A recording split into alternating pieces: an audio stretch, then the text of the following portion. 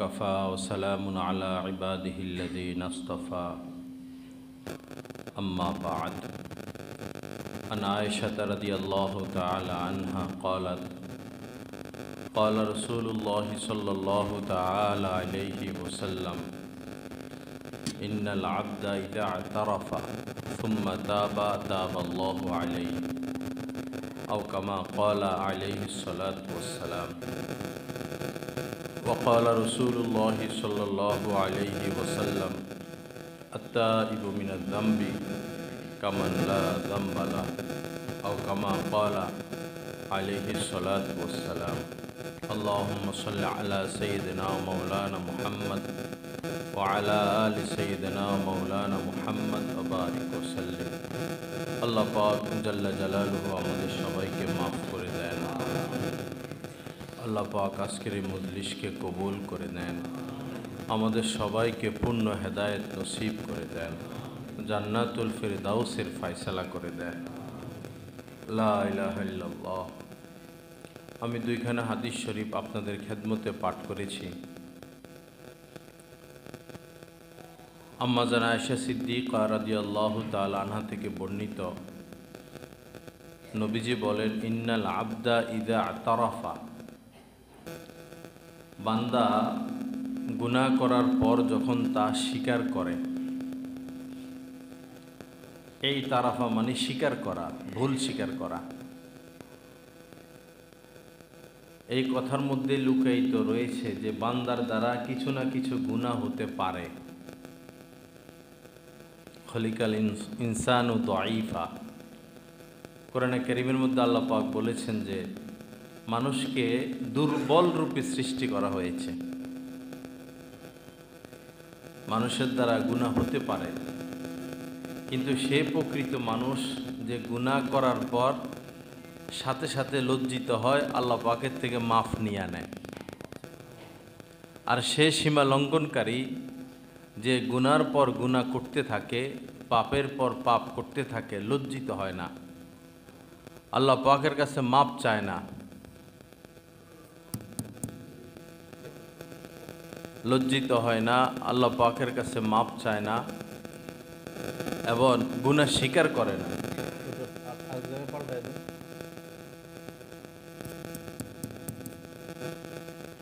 লা ইলাহা ইল্লাল্লাহ। তো এই ইন্নাল আবদা ইযা আতারাফা, বোঝা গেল যে গুনাহ হতে পারে, কিন্তু মুমিনের কাজ হলো সেটা স্বীকার করা। আল্লাহ, আমি অপরাধ করে বসেছি। সুম্মা তাবা, অতঃপর সে তওবা করে। তওবা করে, তওবার তিন অর্থ। এক হলো ওই কাজটা ছেড়ে দেওয়া, আরেকটা হলো লজ্জিত হওয়া, অনুতপ্ততা, আরেকটা হলো ভবিষ্যতে আর না করার ইচ্ছা করা। তিন জিনিসের সমষ্টির নাম তওবা।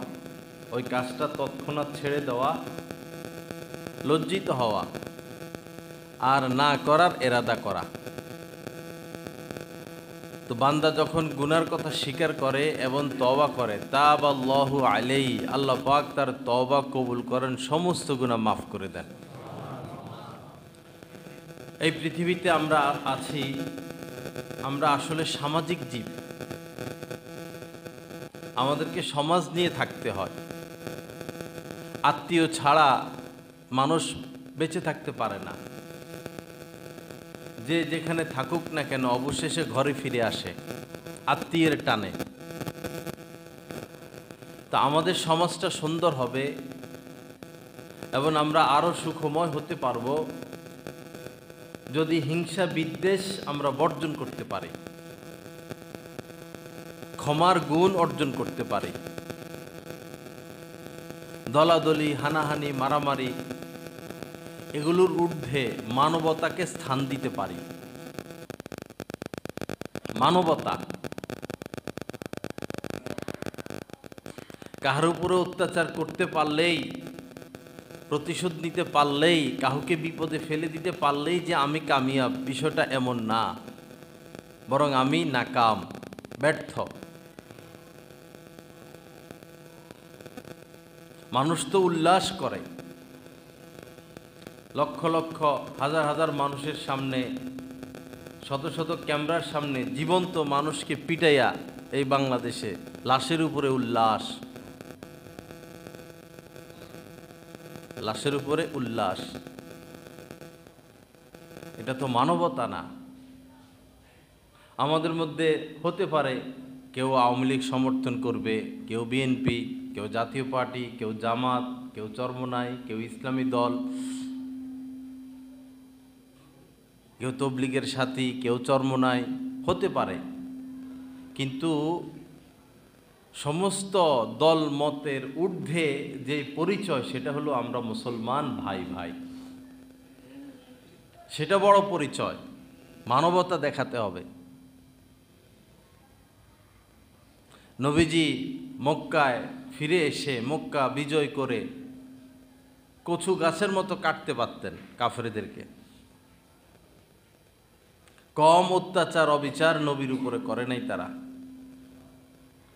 কিন্তু এসেই ক্ষমার ঘোষণা, সব মাপ।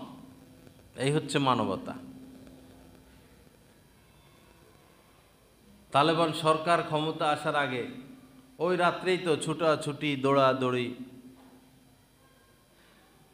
20 বছর কত অবিচার অত্যাচার তাদের উপরে। আফগানিস্তানে এমন কম পরিবার ছিল যে পরিবারে কোনো সদস্য শহীদ হয় নাই। পাহাড়গুলোকে সমতল বানিয়ে দিয়েছে। কত কিছু করতে পারত তারা, কিন্তু নবীর আদর্শ ক্ষমতা এসে সবাই মাফ, সব মাফ। মানবতা। অনেক জন্তু জানোয়ারের মধ্যেও মানবতা পাওয়া যায়। ছোট হরিণের বাচ্চা, মাত্র 1 দিন 2 দিন হলো তার বয়স, বাঘ সিংহ তাকে নাগালে পেয়েও খায় না, ছেড়ে দেয়। হিংস্র জানোয়ারের মধ্যেও মানবতা আছে, কিন্তু আমরা আজ মানবতাহীন, মানবতাহীন।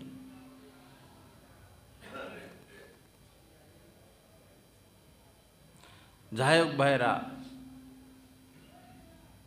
আমরা যে মানুষ এটা ভুলে গেলে চলবে না। মানুষ হিসাবে কিছু মানবীয় গুণাগুণ থাকা উচিত।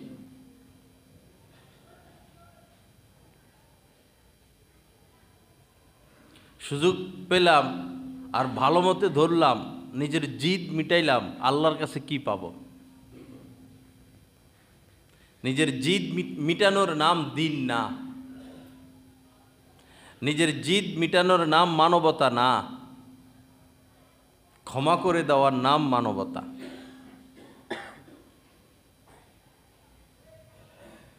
লা ইলাহা ইল্লাল্লাহ। আল্লাহ পাক আমাদের সবাইকে মাফ করে দেন। তো বলতেছিলাম, গুনাহ হতে পারে। গুনাহ হওয়ার পর যদি বান্দা পাপটা স্বীকার করে,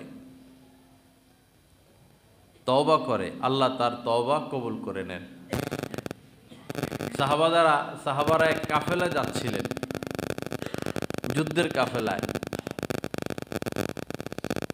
তো এক কাফেরের সাথে সাক্ষাৎ।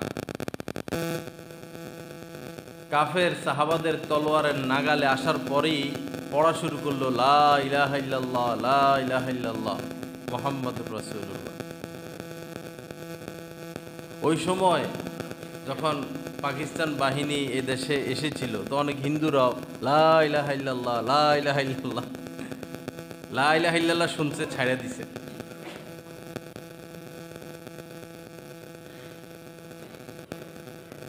তো এক সাহাবী তলোয়ার দিয়ে তাকে হত্যা করে ফেলে। পরে এই খবর নবীজির কাছ পর্যন্ত পৌঁছায়। নবীজি জিজ্ঞাসা করলেন, সে লা ইলাহা ইল্লাল্লাহ বলল, তো এরপরও কেন তাকে হত্যা করলা? সাহাবী বললেন যে সে মৃত্যুর ভয়ে এটা বলেছে, দিল থেকে বলে নাই। নবীজি বললেন, তুমি কি তার সিনা ফেড়ে দেখছ? দিল থেকে বলছে না, দিল থেকে বলে নাই, কেন তুমি তাকে হত্যা করলা? মানবতা।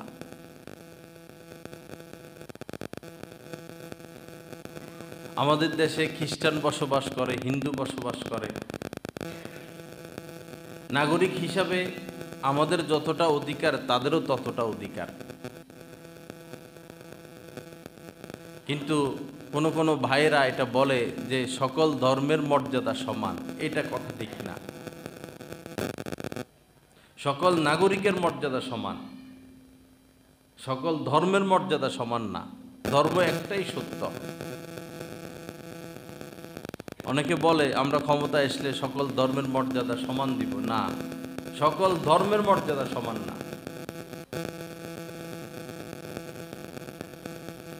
এই দেশে কারা মুক্তিযুদ্ধ করেছিল?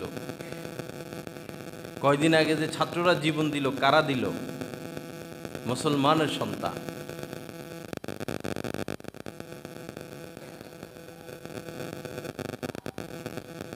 লা ইলাহা ইল্লাল্লাহ। আল্লাহ পাক আমাদের সবাইকে মাফ করে দেয়। তো মানবতাকে স্থান দেওয়া সর্ব জায়গায়। রিক্সায় উঠলাম তো ভৈরব বাজার পর্যন্ত 30 টাকা, ভালো কথা। আবারও রিক্সায় উঠলাম, বৃষ্টি, 30 টাকায় উঠলাম, বৃষ্টিতে বেচারা ভিজে গেল। যেহেতু কথা 30 টাকা, 30 টাকাই ভাড়া, 10টা টাকা বেশি দেওয়া মানবতা। ভিজে গেছে। রিক্সায় উঠলাম, 30 টাকাই ভাড়া, কিন্তু দুর্জয় মোড়ে 1.5 ঘন্টা জাম। সে কোথাও যাইতে পারে নাই, ভাড়া মারতে পারে নাই, তার সংসার আছে, পরিবার আছে, আমাকে নিয়ে এসে বসে আছে আধা ঘন্টা 1 ঘন্টা। প্রাপ্য সে 30 টাকাই। মানবতা হলো একটু বাড়াইয়া দেওয়া।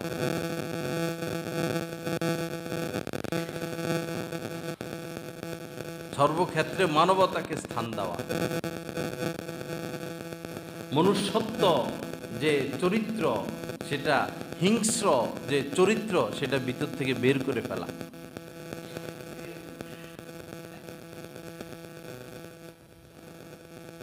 বহু মানুষ ঢাকায় জন্ম, ঢাকায় বড় হচ্ছে, কোনো দিন ভৈরব আসে নাই।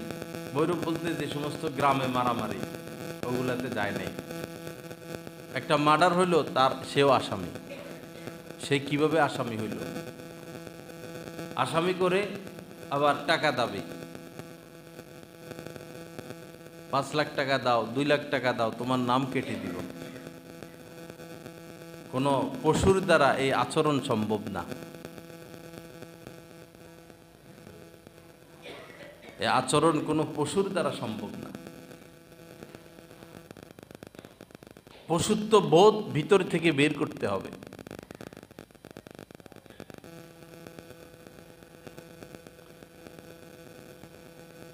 আল্লাহ পাক আমাদেরকে সহি বুঝ দান করেন। দরিদ্র ছিলাম, ধনী হয়ে গেছি। অনেক মানুষ এমন আছে, ধনী হওয়ার পর গরিব আত্মীয় স্বজনকে আর পাত্তা দেয় না, গরিব বন্ধু বান্ধবকে আর পাত্তা দেয় না। সে এখন ধনী।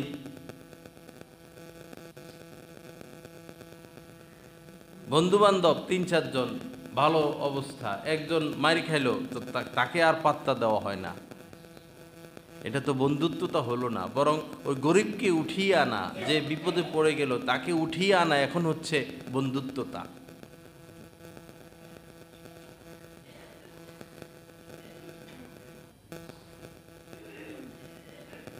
আল্লাহ পাক সহি বুঝ দান করেন। তো যাই হোক, গুনাহ হলে, গুনাহ হওয়ার পর গুনাহ স্বীকার করা, লজ্জিত হওয়া, সীমা লঙ্ঘন না করা। কেউ পাপ করলো, মাপ চাইলো, অবশ্যই আল্লাহ মাফ করে দিবেন। পাপ করার পর মাপ চাওয়া তৌফিক হওয়াই প্রমাণ করে যে পূর্বের পাপ আল্লাহ মাফ করে দিয়েছেন।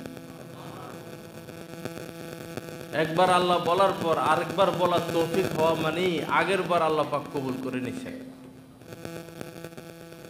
আমি পাপী, আমি অপরাধী, আমি এই করলাম, আমি সেই করলাম, নিরাশ হতে নাই। আমরা সবাই ইনশাল্লাহ জান্নাতে যাব। এখানে কেউ নাই যে জাহান্নামে যাবে। সকল মুমিন মুসলমান ইনশাল্লাহ জান্নাতে যাবে।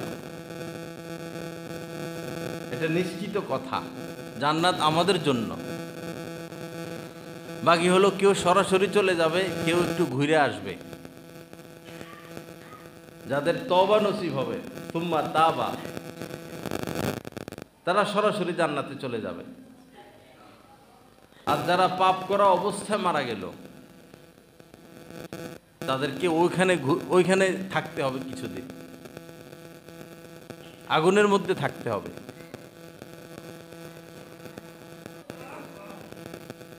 তো সমস্ত গুনাহ যে মাফ করে দেন আল্লাহ পাক তওবা করলে। এখানে আরেকটা বিষয় আছে, যদি সে কোনো রোজা ছুটে যায়, ফরজ রোজা যেগুলো বালেগ হওয়ার পরে যে রোজাগুলো রাখে নাই, এটা তওবার দ্বারা মাফ হবে না। হজ ফরজ, হজ করে নাই, এটা তওবার দ্বারা মাফ হবে না। নামাজ যে নামাজগুলো ছুটে ছিল, ফরজ ছিল, সে পড়ে নাই, এগুলো তওবার দ্বারা মাফ হবে না। জীবদ্দশায় তাকে এগুলো আদায় করতে হবে, আস্তে আস্তে হোক, এক ওয়াক্ত হোক, একটা রোজা হোক, জীবনভর এগুলো আদায় করা। শেষ পর্যন্ত যদি কিছু থেকেও যায়, সন্তানদেরকে বলে দেওয়া, আমার মৃত্যুর পর আমার রোজা নামাজ ছুটে গেছে, এগুলো ফিদিয়া দিয়ে দিবা, ওসিয়ত করে দেওয়া। আপনার বাবা মারা গেল, তার সম্পদ বন্টন করার আগে কিছু কাজ আছে। আগে দাফন কাফনের ব্যবস্থা করা, এরপরে তার সম্পদ থেকে তার ঋণ পরিশোধ করতে হবে। ঋণ পরিশোধ করতে করতে করতে করতে তার সম্পদ যদি শেষও হয়ে যায়, তাও তার ঋণ পরিশোধ করতে হবে। সম্পদ শেষ, এখনো ঋণ রয়ে গেল, এখন সন্তানদের উপরে আর এটা ওয়াজিব থাকে না। এই জন্য বেশি ঋণ করতে নাই। ঋণ করার সময় খেয়াল করা, এই মুহূর্তে মারা গেলে আমার ঋণগুলো আমার সন্তানরা পরিশোধ করতে পারবে কিনা। শুধু সিসি বাড়াইতে থাকা, ওই সময় ভাবতে থাকা, হঠাৎই তো মৃত্যু হতে পারে, এই মুহূর্তে বিদায় নিলে আমার এই ঋণগুলো কে পরিশোধ করবে, উপযুক্ত সন্তান আছে কিনা, ব্যবস্থা আছে কিনা। মরে গেলে মায়া কমে যায়, 1-2 দিন কান্নাকাটি, এরপরে আর দরদ থাকে না। নিজের চিন্তা নিজে করা, এরপরে যে ওসিয়ত করে যায়, সম্পদের 3 ভাগের 1 ভাগ দিয়ে ওসিয়ত পুরা করার চেষ্টা করা, এগুলো গুরুত্বপূর্ণ কথা। মারা গেলে এই 40 বাৎসরিক মৃত্যু বার্ষিকী, 7 দিনা 3 দিনা, এগুলো নবীজি করেন নাই, সাহাবায়ে কেরামও করেন নাই, উলামায়ে কেরাম আজ পর্যন্ত এগুলো করেন না। এখানে আপনি মানবতা খুঁজে দেখুন। আপনি বছরে একবার আপনার বাবাকে স্মরণ করবেন, মৃত্যু বার্ষিকীর দিন। আপনার বাবা মা কি বছরে একবার আপনারা আদর সোহাগ লালন পালন করছে না সারা বছর? আপনাকে তো সারা বছর লালন পালন করছে, সারা বছর আপনারা কোলে কোলে রাখছে। মিনিটে মিনিটে, সেকেন্ডে সেকেন্ডে মা বাবা ছোট বাচ্চার দিকে নজর রাখে। আপনি বছরে শুধু একবার মার কথা স্মরণ করবেন, বাবার কথা স্মরণ করবেন, এটা কেমন মানবতা? যখনই মার কথা মনে পড়ে, এতটুকু বলেন, রব্বির হামহুমা কামা রব্বায়ানি সগীরা। অনেক কিছু তারা পেয়ে যাবে। দোয়াটা পারি না, বলি আল্লাহ আমার মাকে মাফ করে দেন, আমার বাবাকে মাফ করে দেন, এতটুকু তো পারি। মাঝে মধ্যে কবরের পাশে গিয়া কিছুই পারি না, সূরা কেরাত কিছুই পারি না, বাংলায় বলি আল্লাহ আমার মা শোয়া তাকে মাফ করে দেন, আমার বাবা শোয়া তাকে মাফ করে দেন। সুন্নত মোতাবেক কাজ করি। সুন্নত মোতাবেক কাজ করলে ছোট হলেও এটার বরকত অনেক বেশি। আমসাল আল জিবাল, কোনো সন্তান যদি এতটুকু বলে আল্লাহ আমার মাকে মাফ করে দেন, এতটুকুকে আল্লাহ পাক বাড়াইতে বাড়াইতে পাহাড় পরিমাণ সওয়াব তার আমলনামায় পৌঁছায় দিবেন। আল্লাহর কত দয়া। কিন্তু আপনি মৃত্যু বার্ষিকীর দিন গরু 20টা জবাই করে খাওয়াইয়া দিবেন, হাফেজ সাহেব কয়েকজনরে ডাকাইয়া টাকা দিয়া 100 খতম কোরআন পড়াইয়া ফেলবেন, টাকার গরম। ওনাদের কবরে কিছু যাবে না, কারণ এটা সুন্নত না। যেটা সুন্নত না সেই পথে যত চেষ্টা করি এতে কোনো কবুলিয়ত নাই, এগুলাই বেশি। মারা গেলে ধুমধাম করে খাওয়া দাওয়া, গোপনে কিছু দেন না আপনি। খাওয়া দাওয়া করাইতে গেলে তো মানুষ দেখে।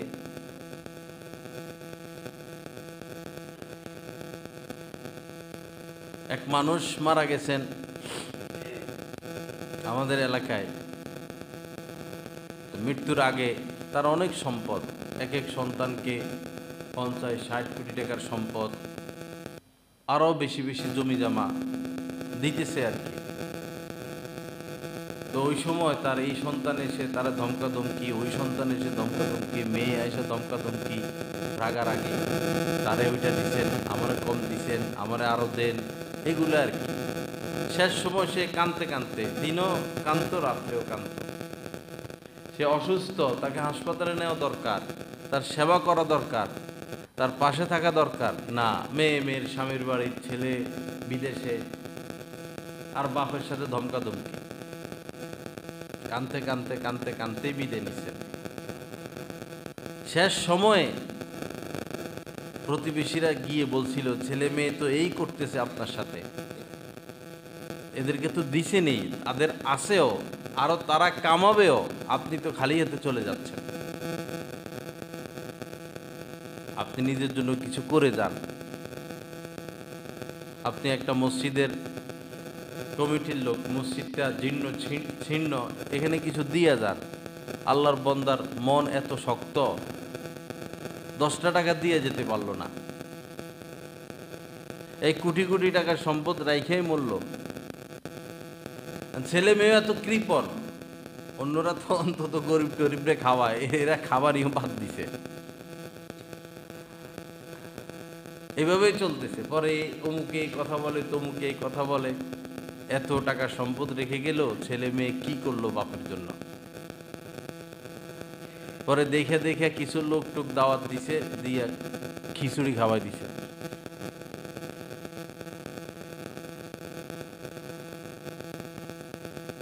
বাবা, নিজের জন্য একটু ফিকির করি, আখিরাতের জন্য ফিকির করি। লা ইলাহা ইল্লাল্লাহ। আল্লাহ পাক আমাদেরকে মাফ করে দেন, আল্লাহ পাক সহি বুঝ দান করেন, আল্লাহ পাক আমাদের মনকে নরম করে দেন। তো জান্নাতে ইনশাআল্লাহ আমরা সবাই যাব, নিশ্চিত বিষয়,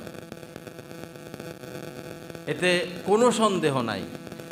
ওয়ালা তাকনাতু মির রাহমাতিল্লাহ, আল্লাহর রহমত থেকে তোমরা কেউ নিরাশ হইও না।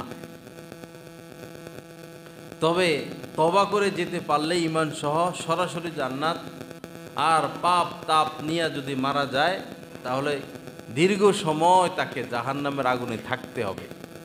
এই হলো কথা।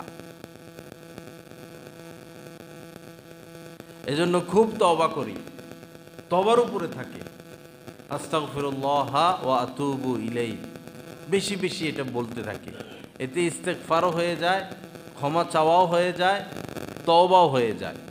আস্তাগফিরুল্লাহ ওয়া আতুবু ইলাইহি, আস্তাগফিরুল্লাহ ওয়া আতুবু ইলাইহি, দুটোটা হয়ে গেল। নবীজি শেষ সময় এটা বেশি বেশি বলতেন, আস্তাগফিরুল্লাহ ওয়া আতুবু ইলাইহি। তো তওবা কবুলের জন্য এই দুইটা, নামাজ রোজাগুলো। আরেকটা হলো বান্দার হক।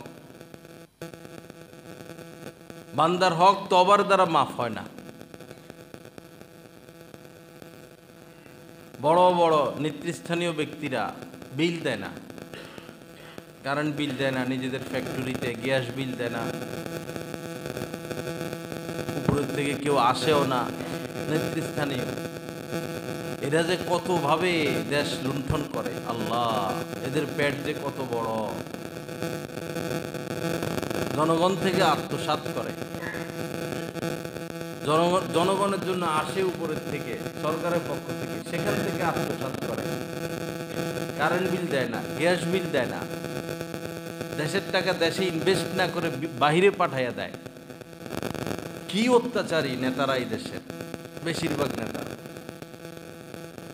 কিভাবে দেশটাকে তারা শোষণ করতেছে।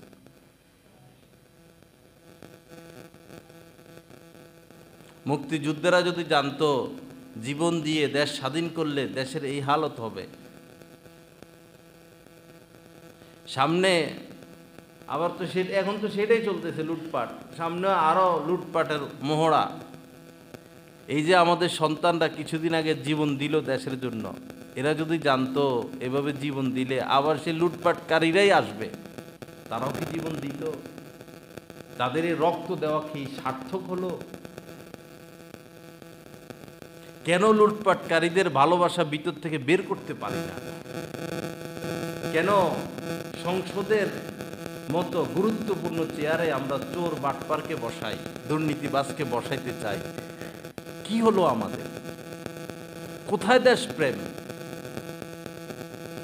আপনি আপনার অন্তরের দিকে তাকান, আপনার ভিতরে দেশপ্রেম নাকি দলের প্রেম? দলের প্রেম দিয়ে কি করবেন আপনি? দল আপনাকে কি দিল? দেশ আপনাকে 24 ঘন্টা বাতাস দিচ্ছে, পানি দিচ্ছে, জমিন দিচ্ছে, থাকার ব্যবস্থা করে দিচ্ছে। আপনি দেশকে ভালোবাসেন, দেশের জন্য আপনি উৎসর্গিত প্রাণ হন। কোন দলের লোক ভালো? কার মধ্যে দেশপ্রেম আছে? কার চরিত্রের মধ্যে দুর্নীতি নাই, লুটপাট নাই? কিভাবে তাদের চেহারার দিকে তাকান আপনারা? আমাদের তো ঘৃণা লাগে, আমাদের তো মন চায় মাটি ফাটুক, মাটির নিচে চলে যাই যাদের ডাকে আপনারা সাড়া দেন। কি জঘন্য তাদের চরিত্র! কি সুন্দর দেশ, কোথায় নিল দেশটাকে? কি অভাব এই দেশে? এই দেশ থেকে যত টাকা বের হয়েছে হচ্ছে, আমেরিকা থেকে যদি এর অর্ধেক বাইর হইতো, আমেরিকা ভিক্ষা করে খাওয়া লাগলো। আমেরিকা, লন্ডন ভিক্ষা করে খাওয়া লাগলো যদি তাদের দেশ থেকে এত টাকা বাইর হইত। তাদের দেশ থেকে তো বাইর হয় না।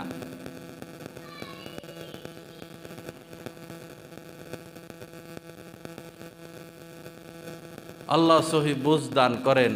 আল্লাহ আমাদেরকে আমাদের অন্তরে দেশ প্রেম নসিব করেন, মানুষের মহব্বত নসিব করেন, মানবতা আমাদেরকে দান করেন, দুর্নীতিকে ঘৃণা করার তৌফিক দান করেন, দুর্নীতিবাজ লুটপাটকারীদেরকে ঘৃণা করার তৌফিক দান করেন, দেশকে সুন্দরভাবে সাজানোর তৌফিক দান করেন।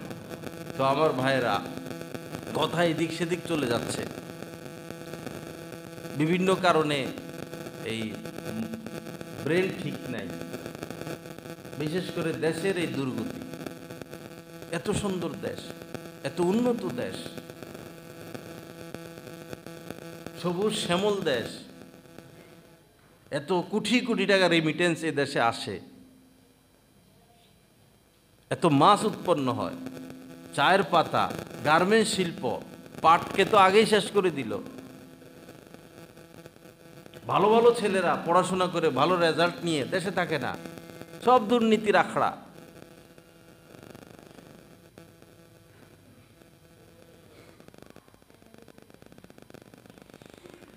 লা ইলাহা ইল্লাল্লাহ। আল্লাহ পাক আমাদেরকে মাফ করে দেন। তো তওবার জন্য এই তিনটা জিনিস সাথে রাখতে হবে। বান্দার নামাজ, ছুটে যাওয়া নামাজ, রোজা, আর বান্দার হক। আপনি ট্রেনে উঠলেন, টিকিট কাটলেন না, এই 16 কোটি মানুষের হক নষ্ট করলেন।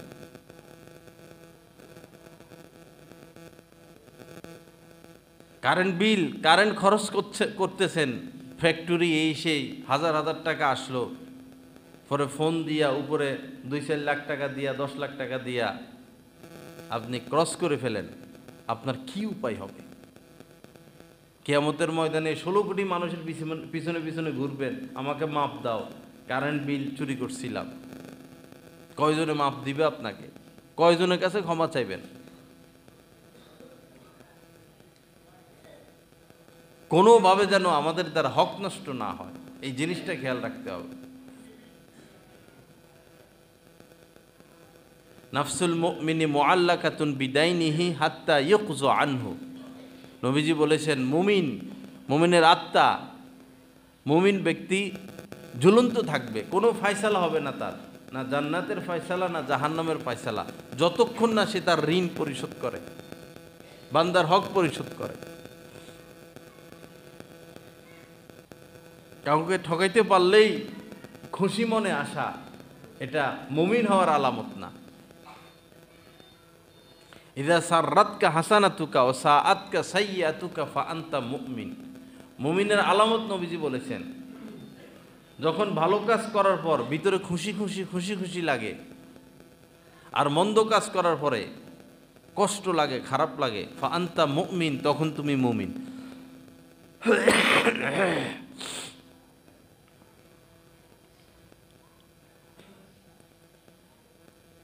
তো বান্দার হক যেন নষ্ট না হয়। আপনি জুতা পরে মসজিদে জুতা পরে আসতেছেন, এখন অনেকগুলো জুতা রাখা, জুতা পরা অবস্থায় আরেকজনের জুতার উপরে পা দেওয়া, বান্দার হক নষ্ট হইল, তার জুতাটা নষ্ট হয়ে গেল, ধুলাবালি লাগলো, সে এখন কেমনে পড়বে?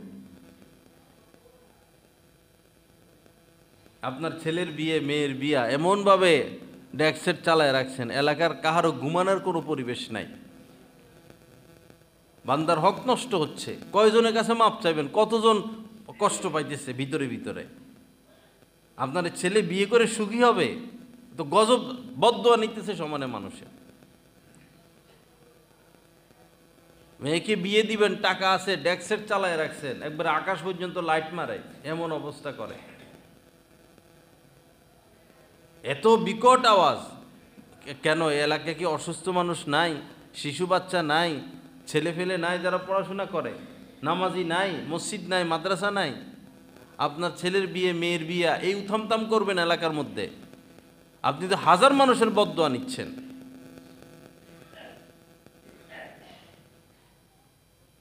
কয়জনের কাছে আমরা ক্ষমা চাইব?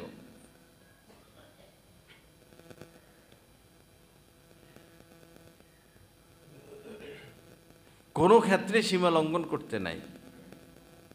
ওয়াজ মাহফিল দিয়া সারা রাত পর্যন্ত মাইক চালায় রাখা,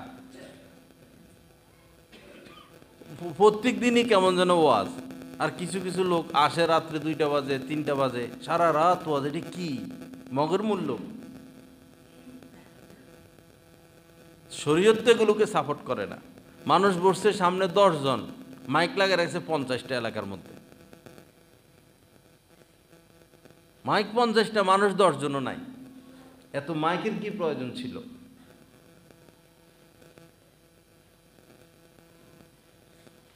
কোরআন হাদিসের বাহিরে চলা যাবে না ভাই। পরে বিপদ আসলে হায় আফসুস করব, কোনো লাভ হবে না। সুন্নত শরীয়ত মোতাবেক চলতে হবে, এটা মাপকাঠি। সুন্নত শরীয়ত। এশকে কাজ করলে হবে না। আসরের নামাজ পড়ে মাগরিব পর্যন্ত 100 রাকাত নফল নামাজ আপনি পড়ে ফেলছেন, এশকে কোনো কাজ নাই, সওয়াব নাই, নিষেধ। ফজরের আজান হলো, ফজরের সুন্নত পড়লেন, আচ্ছা বসে থেকে লাভ কি? 10 মিনিট আছে, ফজরের নামাজ শুরু হবে, উদাহরণস্বরূপ 20 রাকাত নামাজ পড়ে ফেলি, লাভ হবে না, এখন নামাজ নাই। আবার ফজর পড়া হইল, ফজরের পরে সূর্য উদয় থেকে 12-13 মিনিট 14 মিনিট নামাজ নাই। কোরআন সুন্নাহ মোতাবেক চলতে হবে। জন্ম, মৃত্যু, ব্যবসা বাণিজ্য, দেশ পরিচালনা, সংসার পরিচালনা, পররাষ্ট্রনীতি, স্বরাষ্ট্রনীতি, সব সুন্নত মোতাবেক হতে হবে। 3 ব্যক্তি আসছেন আম্মাজানদের ঘরে, এসে সকল আম্মাজানদের ঘরে ঘরে গিয়ে পর্দার সাথে জানতে চাইছেন যে নবীজি রাত্রে কি আমল করেন। দিনেরটা তো দেখেন সবাই, রাত্রেরটা তো দেখেন না। সকল আম্মাজানের ঘরে ঘরে গিয়ে পর্দার সাথে জেনে নিছেন নবীজি কি আমল করে। পরে 3 জন মন্তব্য করছে যে 3 জনের কাছে নবীজির আমল কম মনে হয়েছে। দেখেন বেশি বুজুর্গ, 3 জনের কাছে নবীজির আমল কি মনে হয়েছে? কম মনে হয়েছে। নবীর আমল কম মনে হয়েছে তাদের কাছে। পরে একজনে মন্তব্য করলো, উনি তো নবী, উনার সাথে আমাদেরকে মিলাইলে তো হবে না, উনি তো নবী, উনার আগে পরে সব মাপ, উনার সাথে আমাদেরকে মিলাইলে তো হবে না, আমি আজ থেকে জীবনে কোনো দিন আর ঘুমাবো না, সারা রাত ইবাদত করব। আরেকজনে বলল যে উনি নবী, উনার সাথে মিলাইলে হবে, আমি আর বিয়ে শাদী করবো না, ঘর সংসার করবো না, ইবাদত বন্দিগি করে জীবন কাটাইয়া দিও। বেশি বুজুর্গি, জজবা।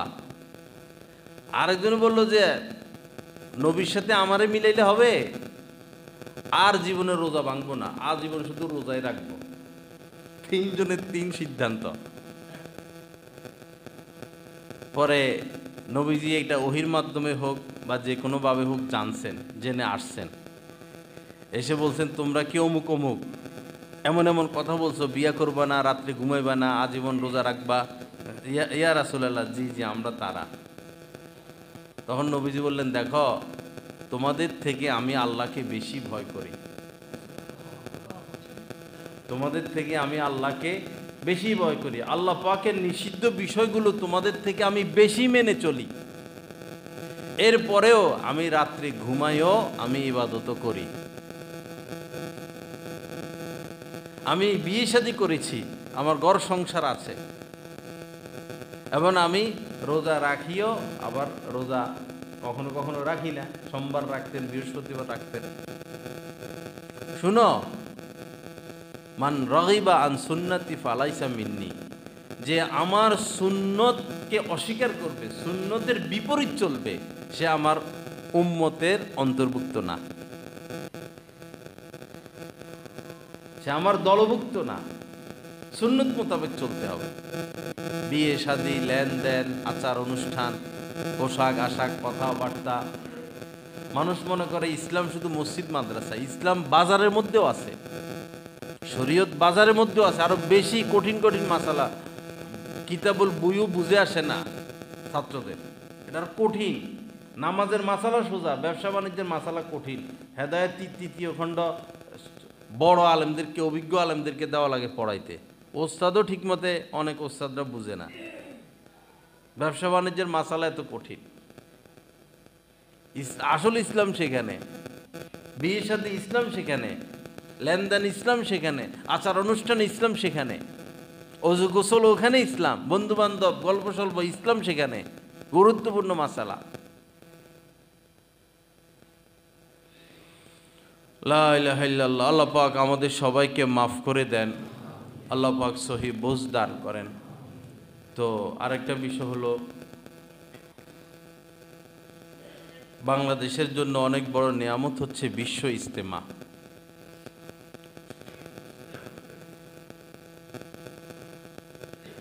দীর্ঘদিন যাবৎ, প্রায় তো 10-15 বছর যাবৎ মাওলানা সাদ সাহেব বয়ান করতেন, গুরুত্বপূর্ণ বয়ান উর্দু ভাষায়। এই বয়ানগুলো আলেমরা বুঝতেন। সে এমন এমন মারাত্মক মারাত্মক কথা বলতো, যেগুলো মানলে এক তো আকীদা নষ্ট হবে, দ্বিতীয়ত এক পর্যায়ে ঈমান হারাও হবে। কিন্তু তার বক্তবিন্দু এমন, যে কোনো খতিব সাহেব সাদ সাহেবের ব্যাপারে কিছু বলছে, তার চাকরি শেষ। যে কোনো আলেম তার বক্তব্য নিয়ে কিছু কথা বলছে, তার বিরুদ্ধে সবাই লেগে গেছে। একজন মসজিদের খতিবকে বের করার জন্য সচিব পর্যন্ত ফোন দিত, যে তবলিগ বিরোধী, এর মসজিদ থেকে বের করে দেন। আলেমরা বেশি কিছু বলতে পারে নাই, করতে পারে নাই। মাওলানা জুবায়ের সাহেব তার বয়ানে তর্জমা করতেন। তো উনি তো বড় আলেম, বুজুর্গ মানুষ, হেকমতওয়ালা মানুষ, তিনি তার ওই উল্টাপাল্টা কথাগুলো তর্জমা করতেন না, এড়িয়ে চলে যাইতেন। কিন্তু তারাই ধরারও সুযোগ নাই। সে বয়ান কইরা ডাইনে তার কি বডিগার্ড, বামে বডিগার্ড, সামনে বডিগার্ড, পিছনে বডিগার্ড, তারা যে আলেম ওলামারা জিজ্ঞেস করবে, বসার সুযোগ পর্যন্ত দিত না। যাই হোক, দীর্ঘদিন থেকে ষড়যন্ত্র চলতেছে। ষড়যন্ত্রের যে সীমারেখা, যে এখন সেখানে আমরা ইজতেমায় গেলে দেখতাম যে পায়ের মধ্যে ধুলাবালি নিয়েও বেডিংয়ের উপরে মানুষের চাদর বিছানো, খেতা বিছানোর উপরে মানুষ পা দেয়, কিন্তু কেউ কিছু বলতো না। মানার মাধ্যমে এমন ছিল। হাঁটাহাঁটি তো করেই হাজার হাজার মানুষ, আর সেখানে রক্ত।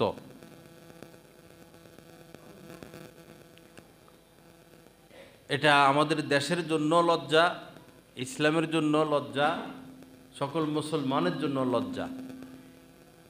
গভীর ষড়যন্ত্র, এবং ষড়যন্ত্র অব্যাহত আছে।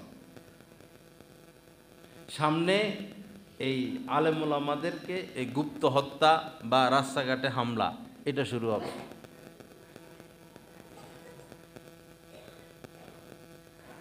মাহফিল করে ফিরে আসবে, ফজরের নামাজ পড়ে মসজিদে যাবে, ওইখানে হামলা করে বসবে। যেমন হযরত আলী রাদিয়াল্লাহু তাআলা আনহুকে শহীদ করা হয়েছিল ফজরের নামাজের সময়, মসজিদে যাওয়ার সময়। বুঝ নাই, আকল ওদের নষ্ট হয়ে গেছে।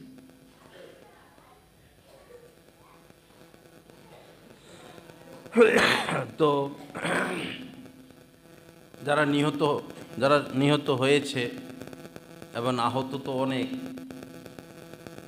এই বিষয়গুলো নিয়ে যেন সরকার ভালো পদক্ষেপ নেয়, ন্যায় বিচার হয়।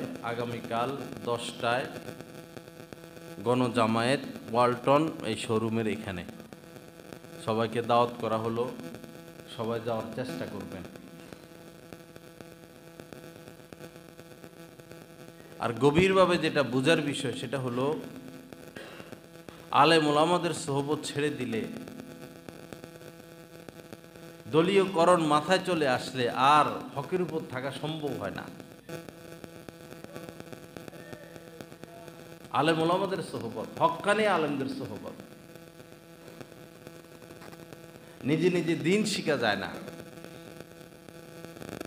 সাহাবারা এত বড় বড় জ্ঞানী, নিজে নিজে তো দিন শিখেন নাই, রাসূলের কাছ থেকে দিন শিখেছেন।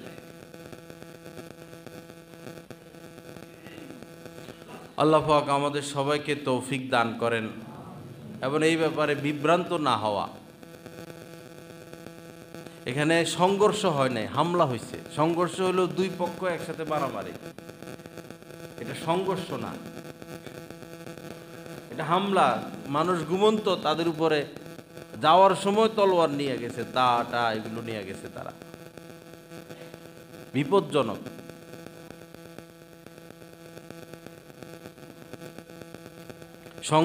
সংঘর্ষ বলে এড়িয়ে দেওয়া যাবে না, এটা হামলা।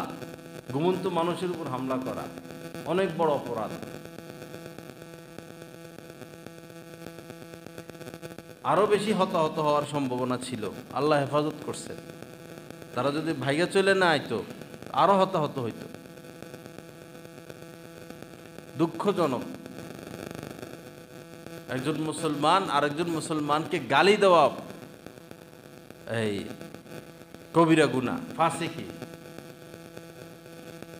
কিতালুহু কুফরুন, আর এক মুসলমান আরেক মুসলমানকে হত্যা করা এটা কুফরি।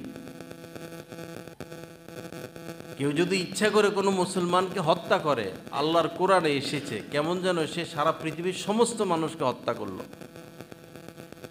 আর কেউ যদি কোনো মুসলমানের জান বাঁচাইয়া দেয়, কেমন যেন সে সারা পৃথিবীর সমস্ত মানুষের জান বাঁচাইয়া দিল।